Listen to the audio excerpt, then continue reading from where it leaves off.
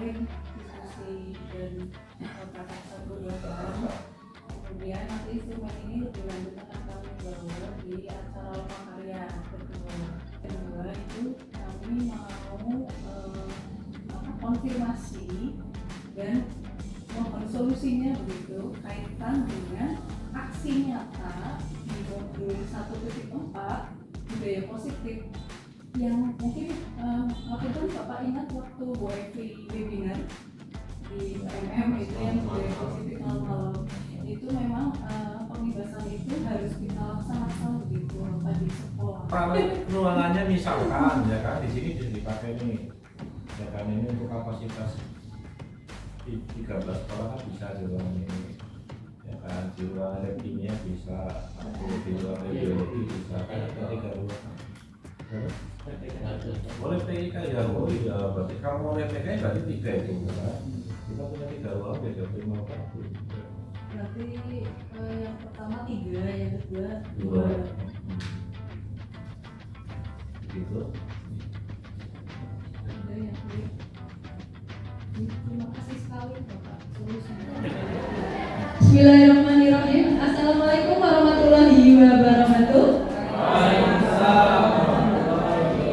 Ya, selamat siang Bapak Ibu guru hebat semuanya. Terima kasih sudah menyempatkan meluangkan waktunya untuk kita hari ini berkumpul, belajar bersama, berkolaborasi untuk melakukan refleksi dan diskusi bersama kaitan dengan menciptakan budaya positif di sekolah kita di SMA Negeri 1 Paguyangan tercinta. Baik, kali ini saya akan melakukan pengibasan kaitan dengan modul 1.4 dengan materi budaya positif sebagai bagian dari proses belajar yang saya ikuti di program atau pendidikan guru penggerak angkatan 9. Untuk lebih semangat, nanti kita sebelum mulai, kita semuanya atau saya mohon untuk Bapak Ibu berdiri untuk kita salam guru penggerak dulu. Mohon maaf semuanya berdiri dulu Bapak Ibu. Iya, nanti sudah paham semuanya ya untuk salam guru penggerak itu tergerak, bergerak, menggerakkan. Nanti tangan bisa mengepal, tergerak, satu tangan, kemudian 2 tangan bergerak dan menggerakkan tangan Bapak Ibu kita ya terbangkan boleh, jangan sampai ke sampingnya kasihan ini nanti. Oke, semangat ya Bapak Ibu semuanya. Guru penggerak, tergerak, bergerak, menggerakkan. Oke,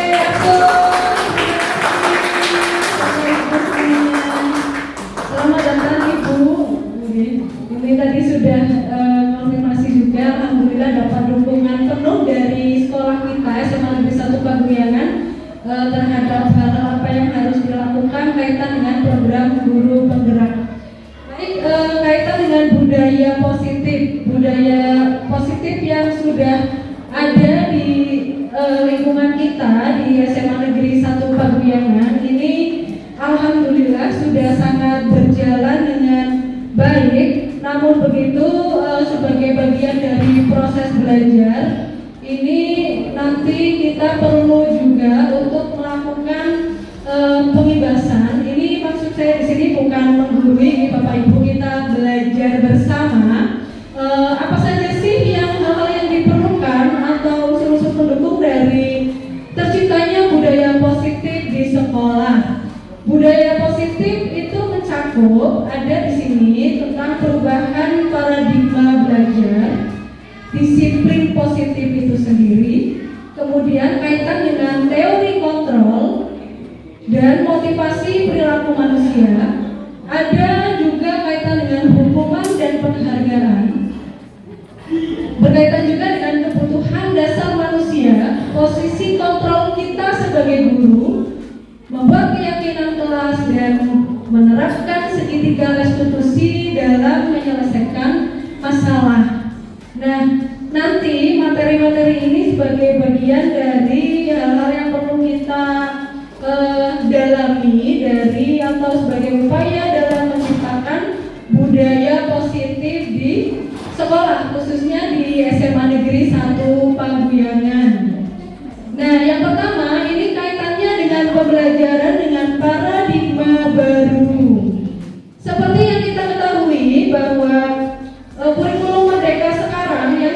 kita terapkan di SMA Negeri 1 Paguyangan yang sudah memasuki tahun kedua, ini hal yang berbeda, salah satunya yaitu berdasarkan pembelajarannya pada prinsip diferensiasi.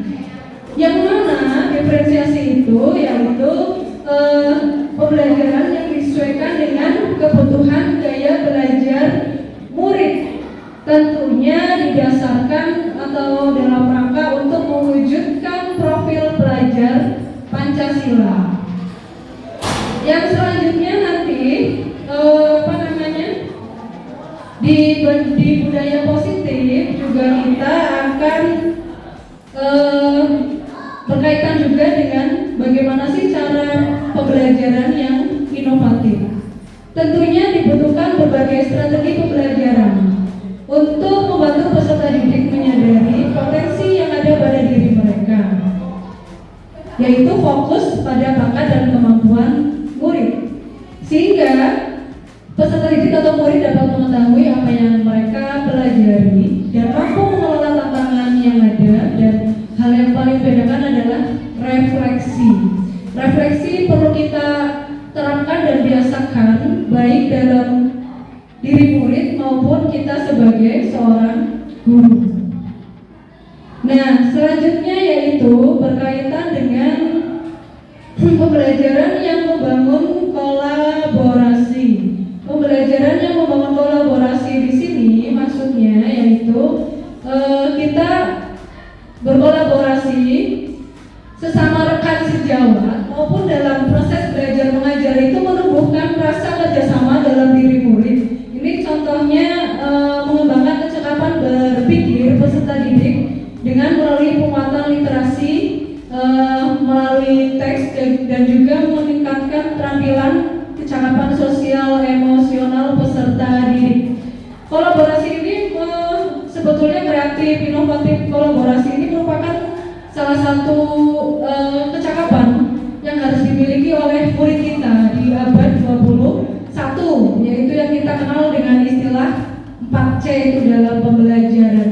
Nah, ini juga menjadi salah satu paradigma baru dalam pembelajaran kita yang disesuaikan dengan kurikulum Merdeka. Nah, selanjutnya yaitu pendidikan yang dekat dengan budaya masyarakat. Pendidikan harus bisa mengajak peserta didik untuk berpartisipasi dalam kegiatan budaya yang ada di sekitarnya. Guru juga dapat menghubungkan peserta didik dengan sumber belajar lain yang ada di sekitarnya. Ini sebetulnya sudah kita terapkan juga di SMA Negeri 1 Paguyangan, yaitu ketika penyusunan awal kurikulum operasional satuan pendidikan, itu sekolah kita melakukan analisis SWOT. Analisis SWOT yang dimaksud itu dengan melakukan analisis dengan membaca apa saja sih kelebihan, kelemahan atau kekurangan bisa dijadikan sebagai potensi atau peluang. Dengan memperhatikan ancaman-ancaman yang ada, itu bisa kita jadikan potensi dan peluang untuk diambil sebagai pembelajaran. Nah, ini contohnya kemarin P5 di proyek penguatan profil belajar Pancasila untuk SMA Negeri 1 Paguyangan telah mengintegrasikan atau melakukan analisis konteks di lingkungan sekitar dengan mengambil tema P5-nya yaitu budidaya jamur contohnya, karena memang di masyarakat sekitar kita di SMA Negeri 1 Paguyangan banyak yang melakukan budidaya jamur atau kentang begitu dengan berkunjung keluar kelas atau kelas di Kaligua dan wilayah sekitarnya. Kemudian, nah ini yang paling utama, pendidikan semestinya dapat menyesuaikan dengan tuntutan zaman. Kita mungkin sering kenal dengan istilah kodrat anak dan kodrat zaman. Kita sebagai guru harus sesuai juga dengan kodrat zaman. Zaman teknologi kita juga bisa beradaptasi dengan teknologi. Kodrat anak itu kita harus bisa juga mendalami anak ini tumbuh di lingkungan yang bagaimana, dari keluarga yang bagaimana, begitu nanti kita pembelajarannya itu harus mengikuti kodrat anak dan kodrat zaman. Anak hidup di zaman yang bagaimana? Menurut KHD, didiklah anak sesuai dengan zamannya. Selanjutnya materi yang kedua yaitu disiplin positif. Nah, disiplin positif ini merupakan salah satu cara penerapan disiplin yang bertujuan untuk menumbuhkan kesadaran serta memberdayakan anak untuk melakukan sesuatu itu tanpa sombongkan gitu Bapak Ibu, tanpa iming-iming, tanpa rayuan, tanpa rasa takut atau hanya untuk mendapatkan reward atau pujian. Jadi sebagai seorang pendidik itu kita menciptakan anak yang memiliki disiplin diri, bisa berperilaku mengacu kepada nilai-nilai kebajikan universal. Nah, ini garis bawahnya adalah yang perlu ditebalkan, kita pelajari bersama adalah bagaimana sih cara menumbuhkan motivasi intrinsik dalam diri murid, begitu. Nah, ini menumbuhkan motivasi intrinsik adalah tantangan terbesar kita untuk bisa menciptakan anak yang mempunyai disiplin positif, begitu. Nah, budaya positif atau ekosistem positif. Nah, ini adalah kausalitas ya Bapak Ibu. Budaya positif akan membentuk lingkungan sekolah yang well-being, yang nyaman, yang dimana di situ lingkungannya itu kondusif, aman, nyaman, dan betah untuk belajar. Oke. Nah, ini yang selanjutnya ada perubahan paradigma atau teori kontrol. Ini juga nanti ada di sini materi kaitan dengan teori motivasi perilaku manusia. Teori motivasi perilaku manusia itu ada 3, yaitu untuk menghindari ketidaknyamanan, kemudian untuk mendapatkan imbalan dari orang lain atau institusi, itu dua-duanya masuk motivasi eksternal. Yang ketiga yaitu menghargai diri sendiri, menjadi insan sesuai harapan. Nah, ini yang paling tepat kiranya adalah motivasi internal yang sesuai dengan disiplin positif, yaitu yang teori motivasi yang ketiga. Selanjutnya, nah ini kenapa ada istilah dihukum oleh penghargaan? Kita mungkin sebagai guru sering sekali memberikan penghargaan dalam bentuk hadiah. Saya sendiri juga sebelum mengikuti pendidikan guru penggerak itu tahunya ketika saya memberikan hadiah kepada murid itu suatu yang positif, begitu. Ternyata ada istilah dihukum oleh penghargaan, karena penghargaan itu ternyata tidak efektif, hanya menciptakan pengaruh jangka pendek. Penghargaan itu adalah menghukum, mengurangi ketepatan, dan juga merusak hubungan. Jadi itu hal yang bisa kita ambil dari materi budaya positif ini. Mungkin penghargaan yang biasa kita terapkan boleh diganti ya Bapak Ibu, nanti sesuaikan dengan kebutuhan dasar manusia. Karena apa sebetulnya setiap murid ketika melakukan kesalahan itu mereka ada yang namanya kebutuhan dasar. Kebutuhan dasarnya apa saja?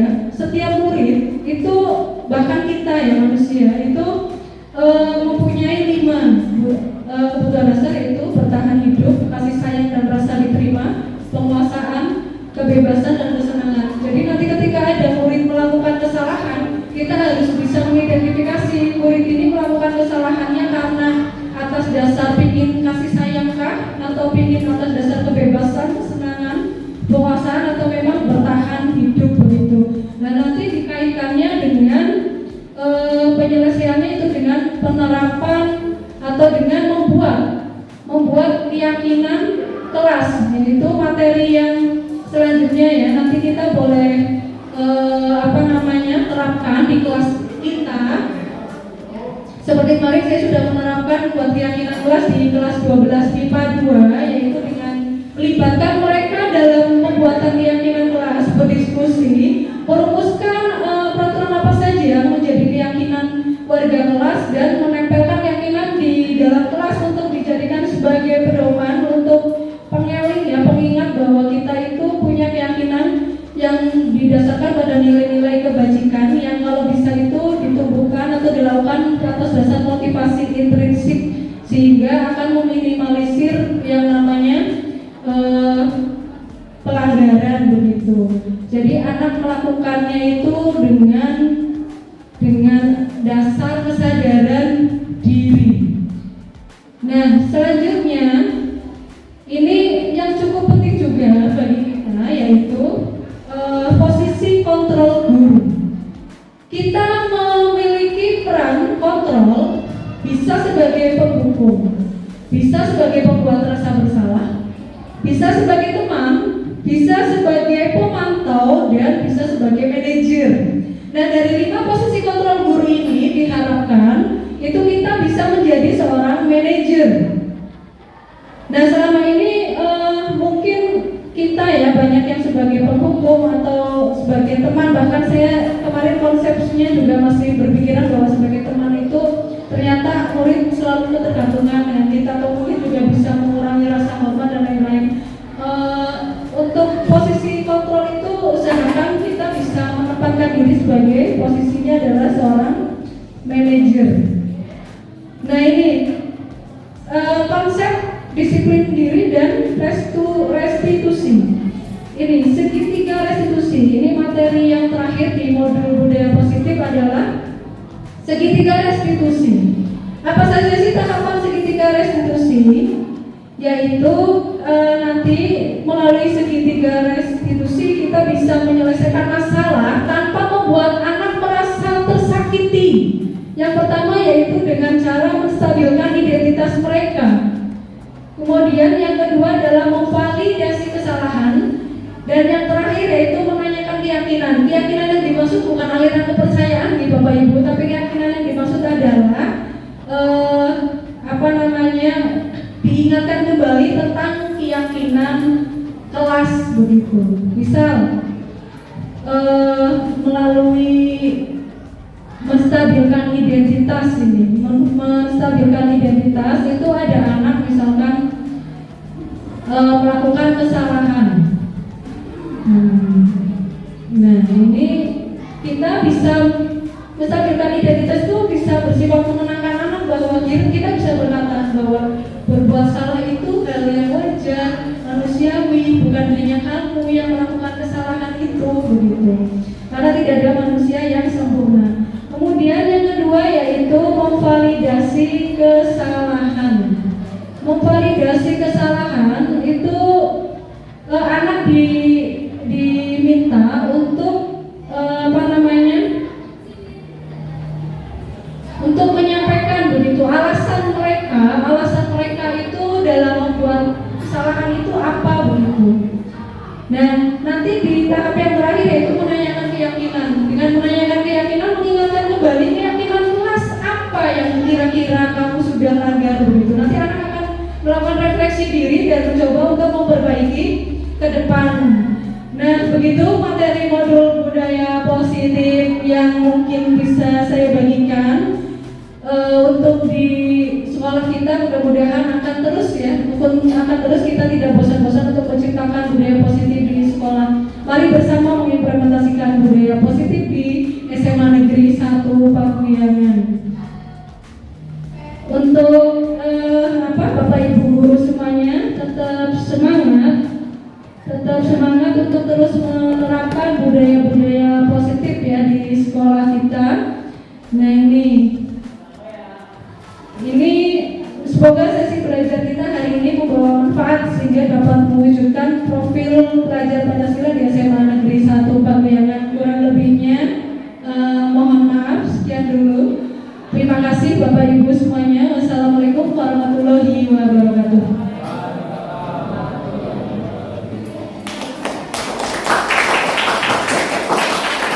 Assalamualaikum warahmatullahi wabarakatuh. Waalaikumsalam warahmatullahi wabarakatuh. Bagaimana kabar semuanya? Alhamdulillah, luar biasa. Allahu Akbar. Istimewa.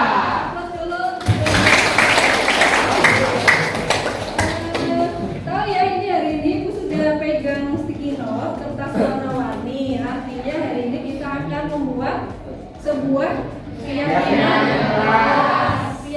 kelas 12 MIPA 2. Ada yang sudah pernah dengar sebelumnya tentang keyakinan kelas? Tahu ya?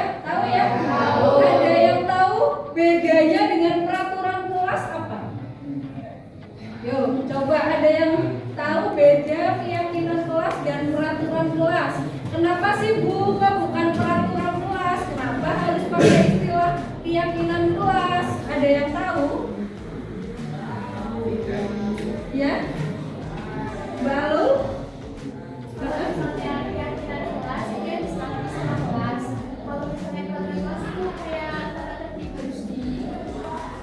Oke, aplaus untuk Mbak Alul. Betul yang disampaikan Mbak Alul. Kalau keyakinan itu berdasarkan kesepakatan.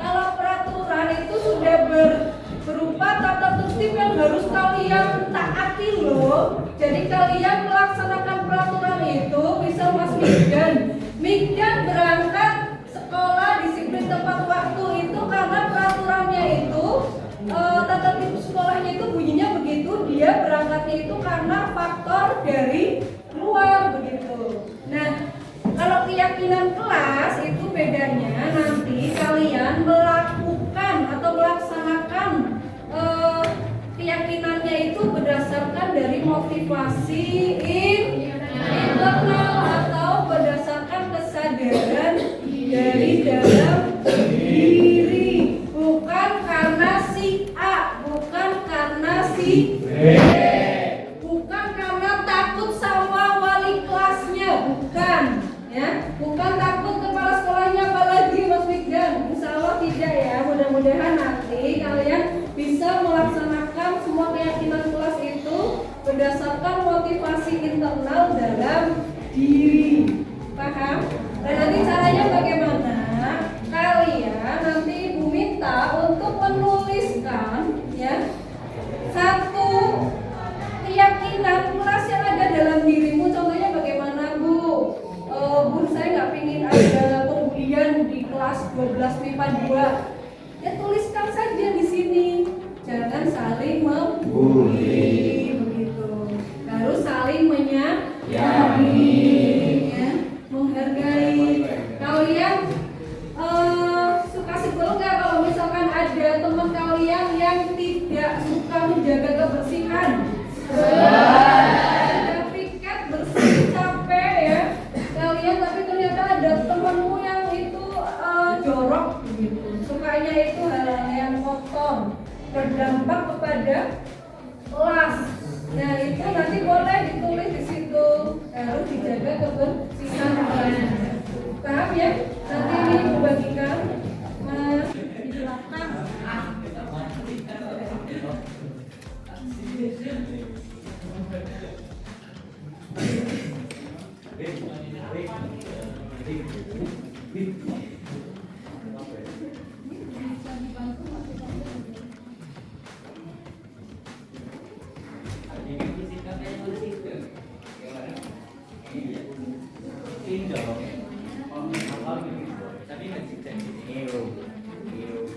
pakai tulis di sini juga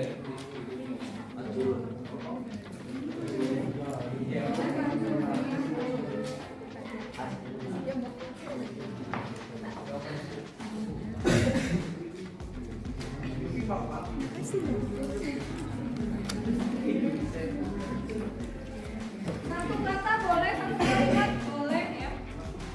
Yang penting ada maknanya. Nah, bisa boleh.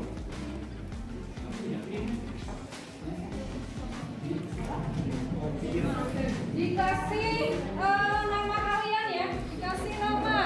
Di atasnya dikasih nama, terus kalian tulis keyakinan kelas yang ingin kalian buat itu yang apa, tuliskan di kertas atau sticky note yang sudah itu bagikan. Terima kasih. Kamu sudah di sini. Oke. Yang sudah langsung boleh ditempel.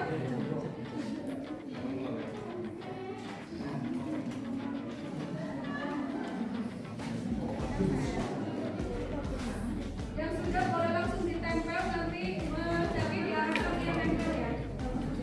Tempel. Yuk, manajemen boleh langsung tempel. Ya langsung tempel. Yang kalian ingin menempelkannya di mana tempel? Ya pastikan tidak tempel. ini deh.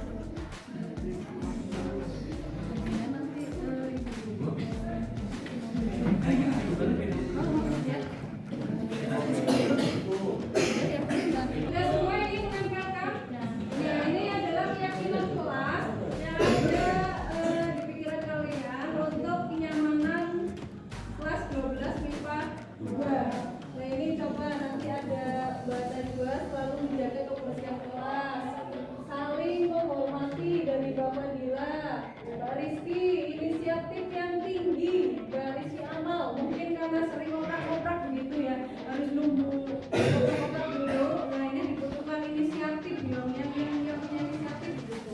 Kemudian masalah saling menghargai dan menghormati perbedaan pendapat ya, saling menghargai sama bahwa tertib, dan tertib, semoga Mas Migdan juga nanti bisa tambah tertib ya. Baru tanggap peka responsif, ini merupakan bagian mungkin dari curhatannya Mbak Alul ya, yang mungkin sering ini tapi kurang tanggap begitu. Ini ada nih siapa menem saling menghormati kita egois. Mas Denis, stop pembulian, stop bullying. Pernah jadi korban ketika ini Mas Denis? Oh, alhamdulillah. Mbak Sinta, berteman dengan baik tanpa ada memandang perbedaan. Nah, ini bagian dari rasa kalian ya, ini bukan juga kalian menulis hal seperti ini. Kemudian Mas Andika Anda tidak ada pembulian sama tertib juga sama. Ini Mbak Astri membuang sampah sesuai jadwal piket, tidak malas untuk sholat. Ini masih ada nggak yang malas untuk sholat di sini? Itu berarti motivasi internalnya belum muncul, belum menjadikan sholat sebagai satu kebutuhan. Semua positif itu dijadikan sebagai kebutuhan kalian ya. Kemudian ini stop rasis, Mas Robi. Di rasis ya Bu ya, nggak usah sok kamu hitam, kamu keriting itu nggak usah. Saling menghormati, ya menghormati sama, menghormati juga baginya. Taat dan tertib, kontrol sama, Marsa, kompak, oke solid ya. Saling membantu, guru, Mbak Sofi, Sofiatun, kelasnya lebih kompak lagi. Harapannya itu, ya ini. Sarwa, saling menghargai sama Indri, saling membantu, saling menghargai pendapat Mbak Naila. Mbak Revanda memiliki kesadaran dan jiwa inisiatif hampir sama dengan Mbak Rizky Amal. Kompak, berpindah. Mbak Mira ini menjaga ketentraman kelasnya harus tentram. Mbak Aulia disiplin dan tepat waktu, mudah-mudahan Mbak Aul juga nantinya lebih disiplin, tidak terlambat lagi ya Mbak Aul. Amin. Kemudian dari Aju, dari Mbak Nafi nggak suka keramaian ya? Mbak Lutfiani, rukun, nggak selalu rukun. Mofi, sopan, santun. Ya, Mas Mofi soalnya anaknya santun sekali. Kita menjadi satu keyakinan kelas. Keyakinan kelas nanti yang sama itu dikurangi jadi satu keyakinan kelas. Oke, seperti itu ya. Terima kasih semuanya. Nanti untuk keyakinan kelas bisa dicetak dalam satu banner, ya, dalam satu banner 12/2 keyakinan kelas 12.